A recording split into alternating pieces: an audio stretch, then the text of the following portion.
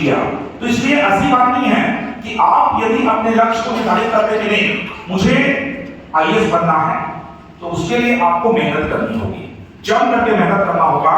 और क्या करना होगा, एनसीईआरटी बुक्स जो क्लास 6 से लेकर के आती है 12 तक, जितने भी विषय के बुक्स हैं, चाहे वो हिस्ट्री के हों, पॉलिटी के हों, इकोनॉमिक्स के हों, ज्योग्राफी के हों, साइंस के हों, हर किताब को आपको एकदम समझ लीजिए कि लड़ जाना होगा, जम करके मेहनत करनी होगी।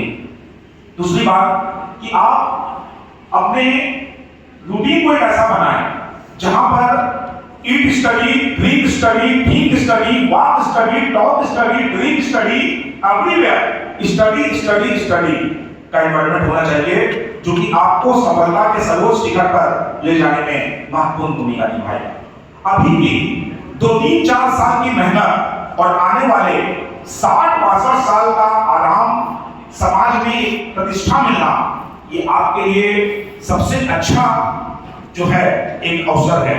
और अभी आप अपने गोल्डन अपॉर्चुनिटी को, गोल्डन समय को इधर उधर दोस्ती यारी, मोबाइल या अन्य गलत चीजों में बर्बाद कर देते हैं, तो आने वाले समय में आपके साथ कोई नहीं होगा, क्योंकि अनसक्सेस के साथ कोई नहीं होता है और सक्सेस के सभी मित्र होते हैं। चढ़ते हुए सूरज को सभी सलाम करते हैं। इसलिए आप अभी से निर्णय लीजिए कि मुझे क्या करना है, और अभी से अपना रास्ता तय कीजिए कि मुझे इस दिशा में जाना है और मुझे अपने कैरियर को इस दिशा में ले जाना है। मैं आपको बताना चाहूंगा कि आप अपने कैरियर को बनाइएगा। आप कल के दिन कोई भी एडमिनिस्ट्रेटिव अफसर बनते हैं या आप किसी भी फील्ड में जाते हैं, बैंकिंग के सेक्टर में जाते हैं, एसएससी के सेक्टर में जाते हैं, रेलवे के सेक्टर में जाते हैं, तो आप न केवल अपने आप को बल्कि अपने परिवार को भी एक नई दिशा की ओर ले जा सकते हैं। क्यों? क्योंकि आपके कुछ बनने से आपके घर में जो आपके छोटे भाई हैं, आपकी बहनें हैं, वो भी आपसे प्रेरणा ग्रहण करेंगे कि जब वो बन सकते हैं तो मैं क्यों नहीं बन सकता।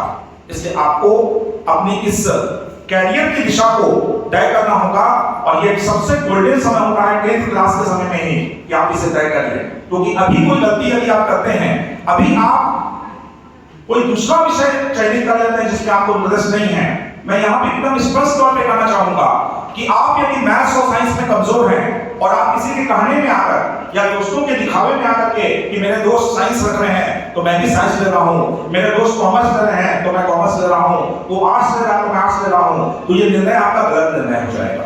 आपको क्या करना चाहिए कि अपनी कैपेबिलिटी को देखिए, आपको मैथ्स में इंटरेस्ट है कि नहीं, आपको मैथ्स कैसा लगता है, यदि अच्छा लगता है तब आप साइंस की ओर जाए। आपको यदि फिजिक्स और केमिस्ट्री पे पकड़ है, न्यूमेरिकल्स वगैरह आप अच्छा तरीके से जानते हैं बनाने का, तो आप साइंस के फील्ड में जाएं। यदि आपको साइंस के फील्ड में इंटरेस्ट नहीं है तो ह्यूमैनिटीज जो विषय है, आर्ट्स का विषय है, इसमें भी इतने सारे अवसर हैं कि मैं आपको क्या बताऊं। एक मैं ये कहना चाहूंगा कि ठीक है, सिविल सर्विसेज सबका सपना होता है, लेकिन आप सिविल सर्विसेज के अलग हट करके भी बहुत सारे एवेन्यूज हैं जहां से आप देश की सेवा कर सकते हैं। जैसे कि आप प्रोफेसर बनकर के, नेट क्वालिफाई करके भी एक यूनिवर्सिटी में जाकर के पढ़ा करके बच्चों का भविष्य बना सकते हैं। आप टीचर बनकर के भी बच्चों का भविष्य बना सकते हैं।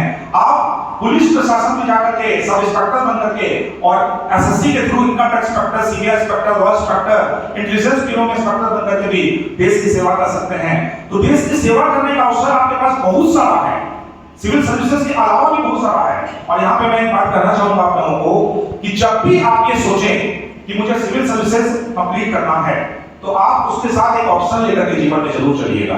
क्योंकि सिविल सर्विसेज में होता क्या है कि 4-5 साल आपने तैयारी की, इंटरव्यू तक भी पहुंचे और फाइनली मान लीजिए आपका सिलेक्शन नहीं हुआ, तो ऐसे में थोड़ा सा आपके मन में डिप्रेशन की भावना आती है कि देखो अब मेरे पास जो है कुछ भी करने को नहीं है। और वहीं का ऑप्शन लेकर के चलिएगा कि नहीं, सिविल सर्विसेज में नहीं हुआ तो मैं कुछ और भी करूं साथ में। जैसे आप लॉ एक फील्ड अभी बहुत अच्छा है, क्लैट का नाम आप लोगों ने सुना होगा, है ना? जुडिशियल सर्विस का नाम सुना आप लोगों ने, है ना? क्या होता है क्लैट, बताइए, है ना? लॉ के क्षेत्र में जैसे आप लॉयर बनना चाहते हैं, ठीक है, आप लोगों में माइक